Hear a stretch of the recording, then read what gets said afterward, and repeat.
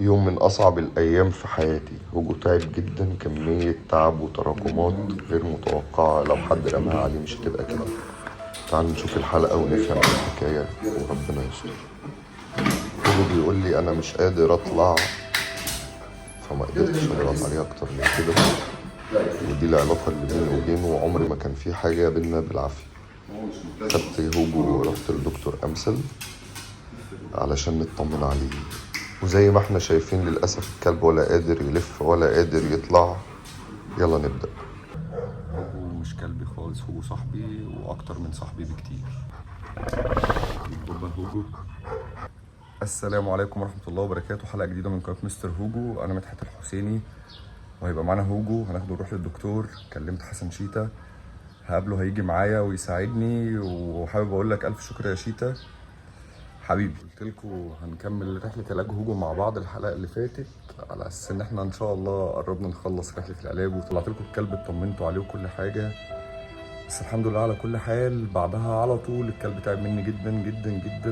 لقيت الكلب صعبان عليه نفسه، مش قادر يطلع العربية، مش قادر ينزل السلم، في مشاكل كتير. أنا شاكك في حاجة في العظم، ربنا يستر وما تبقاش هي دي، لأن دي أكبر مخاوفي.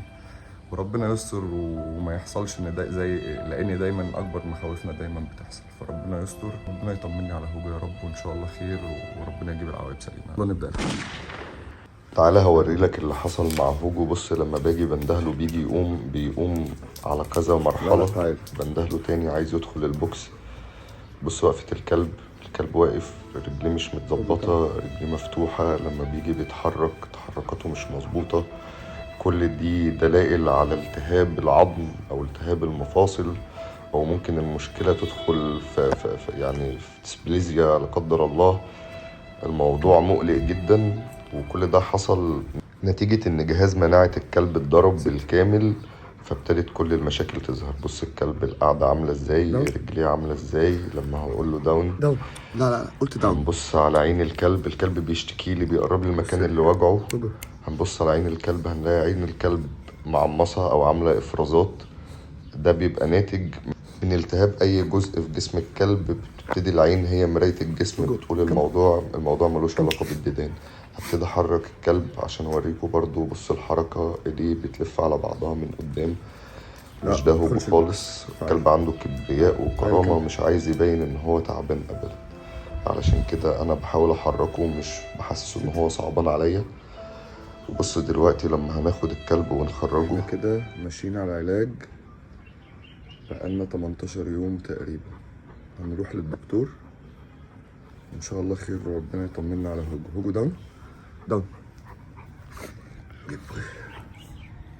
الف سلام عليك يا حبيبي، الف سلام عليك. يلا نشوف رياكشن هوجو لما هنجيب الطوق بتاعه ونيجي نخرجه هيبقى عامل ازاي. هوجو متأكد ان احنا خارجين. ده عمره ما كان رياكشن هوجو على الخروج يعني.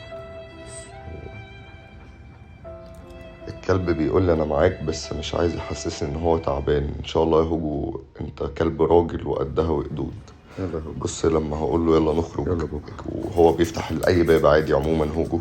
لما بقول له افتح الباب هو يعني في لقاء بصري هنا بيحصل، فهو بيشاور لي بيتفتح منين، وبيحاول يقول لي على استحياء ان هو مش قادر يفتحه. تعال نخرج الكلب ونشوف هنعمل معاه ايه بره عبال ما جنبي قبل حسن. نو مش دعوه بالقطط. هوجو تعالى هنا. دي واحده من فوائد اوردر المنع. حتى لو الكلب تعبان، الكلب خرج، عرفته القطط لان هو فاهم يعني ايه قطط، وقلت له نو. فهو طالع عامل نفسه بيدور عليهم، وانا سايبه عشان ياخد شويه الشمس الحلوين دول، وعلشان ياخد ثقة في نفسه، لأن هو فعلا تعبان. وهوجو فعلا كلب راجل وعنده كرامة جدا فوق ما تتخيل. قعدت معاه حوالي 15 دقايق في الشمس ديت، في دوائر ضيقة كده في نفس المكان في الحتة اللي فيها شمس. وهاخده ونتحرك نروح نقابل حسن. عامل ايه شيت؟ دي مش رياكشنات هوجو ولا رياكشنات في حاجة غلط. كلب زعلان من حاجة. مش زعلان، الكلب تعبان قوي. حسن بقاله 18 يوم، بس انا ما اتكلمتش في قصة تعبه دي خالص. هوجو كنا بنفضل ندخله من الشباك يعني كنا بنعمل معاه قصص. دلوقتي هو قاعد بيتفرج في هدوء وسلام، يعني هو بيقول لهم ان شاء الله انا تعبان شويه وابقى كويس واجيلكم. مش هو ده هو. وصلنا للعيادة. وصلنا العياده وبننزل هوجو. عايزك تركز لما هوجو ينزل من العربيه، بس هو بينط الكلب بينط بحماس، مش متخيل ان هو تعبان او بيحاول يتناسى. انا مش بحاول احسسه ان هو تعبان وهو مش عايز يعرفني انه تعبان. بص لما هنيجي ننزل بالكلب السلم، انا عارف انه مش هيقدر وعارف انه هيندفع، فمنعا للاصابه ابتديت اهديه. وحابب اشكر تاني حسن شيتا. انا لما قلت له يا حسن يلا دكتور، لقيته جاهز قبلي، من احسن الناس اللي قابلتها في الفتره الاخيره في حياتي. شكرا يا ابو علي. هناخد الكلب وندخل، بسيبه يتعامل براحته، بس ما بخلوش يشم في كل حاجة. العيادات حتى لو كانت نظيفة جدا، بس برضه حاول تخلي كلبك ما يختلطش. أول ما دخلنا لا قابلنا هو لو طبعا ميل ما تخلوش يقرب، بس هو كمان مش هيعمل لك حاجه. لا في ميل عادي عادي جدا. جدا. من ضمن الحاجات اللي كانت مضايقاني إن هوجو عمره ما عمل داون في الأرض بره البيت أو في عيادة غير لما كان بياخد أوردر. أنا بحاول أقول له تعالى هنا، هو بيتجاهلني عشان عارف إن أنا عايز أطلعه جنبي. كلبي مش قادر. هندخل للدكتور وربنا يستر ونطمن كلنا. ودي واحدة من أصعب اللحظات اللي على هوجو وعليا. هو كان عارف إن أنا هطلب منه كده، فتعبان الكلب عمال بيبص لي بيشاور لي مش هقدر. قلت له خلاص انزل. نزلته. أنا ما بغصبش على هوجو في أي حاجة، ويمكن دوت هو سر العلاقة اللي بينا. تحت أي ضغط في أي مكان تحت أي سما الكلب بيستجيب. هي دي أساس التربية. هنا ابتديت أساعده علشان يعني تفاديا للإصابة. الكلب بقى بيقعد.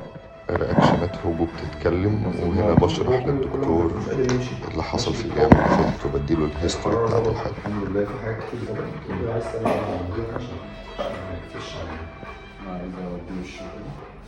الدكتور طلب مني ان انا احرك الكلب الناحيه التانية، فانا ابتديت احركه وما شلتوش ولا برضو اجبرته على حاجه. انا مش عايز افتكر ايام التعب دي، ومش عايز الكلب يفتكرها، وان شاء الله اللي جاي كله هيعدي على خير. هنا دكتور أمثل المحترم بزيادة. شكرا جدا يا دكتور أمثل. واقف بيشرح لي الموضوع، هو متابع الكلب من يوم ما اتولد، وبيشرح لي الصعوبات والحاجات اللي ممكن تقابلنا. وابتدى يقول لي إن في التهابات في المفاصل وفي الهبس، وهنبتدي نطمن على الأجهزة الداخلية للكلب عن طريق السونار. ابتدينا نطمن على الكبد والكلى، الطحال، المثانة، البروستاتا، كل حاجة في الكلب. الحمد لله النتائج شبه طبيعية. احنا بس في الفترة اللي جاية هنضطر نعمل شوية تحاليل وأشعة وحاجات كتير هقولكوا عليها، خليكم متابعين. وجع الكلب بيجي في قلبي والله. هو كتفه وجعه وظهره وجعه. هنجيب من العيادة. الدكتور كتب لنا على دواء هنرجع بص ونشوفه. مع ظبط شوية. عمل طقطقة الفقرة الهوجو كده، ريحته كده جامد. خلصنا عند الدكتور اهو. طمنا على هوجو، محتاج شوية تحاليل وشوية إشاعات كده، قصة تانية. هنتابع علاجه في الجزء التاني. بس زي ما انتوا شفتوا كده حاجة ملهاش علاقة، بس محدش بيلمس كلب غيري. تعال اقول لك ملخص اللي عنده هوجو. جايين عند الدكتور، يعني احنا اطمنا بنسبه كويسه، بس مش هخبي عليكم الموضوع مش قليل. تعالى يا هوجو، تعالى اطمنكم عليه. الفكره ان الكلب طلع مع البيبيزيا اللي احنا لسه ما خلصناش علاجها. هوجو ست طلع عنده فطريات مع البيبيزيا اللي هي فطريات في الدم، او طلع عنده ديسبليزيا. يعني البيبيزيا وديسبليزيا ان شاء الله ما نوصلش لمرحله الديسبليزيا، بس هو عنده التهاب في المفاصل. معرفش التراكمات جت منين. انا كنت مركز من قبل ما هوجو يجي ان هوجو والسلاله اللي هنعمل منها الكلب تبقى سليمه في العظم وكل حاجه، بس الحذر لا يمنع قدر. زي ان هو واخد منتج من اغلى المنتجات، مش عايز اقول اسمه عشان لان هو فعلا منتج ممتاز، بس هو واخد الحبايه واتقرص، يعني براديه قرصته وماتت. فالحذر لا يمنع قدر. الحمد لله على كل حال. ما شاء الله رشيق. هو انت تحسه ضخم بس رشيق جدا. الدكتور قال لي على مالتي فيتامين هدي الكلب لمدة أسبوع، وبعد كده هروح أعمل أشعة إكس راي تاني. هنعمل تحاليل في معمل تحاليل بيطرية، وهنتأكد من كل حاجة وهنتابع مع بعض خطوة بخطوة.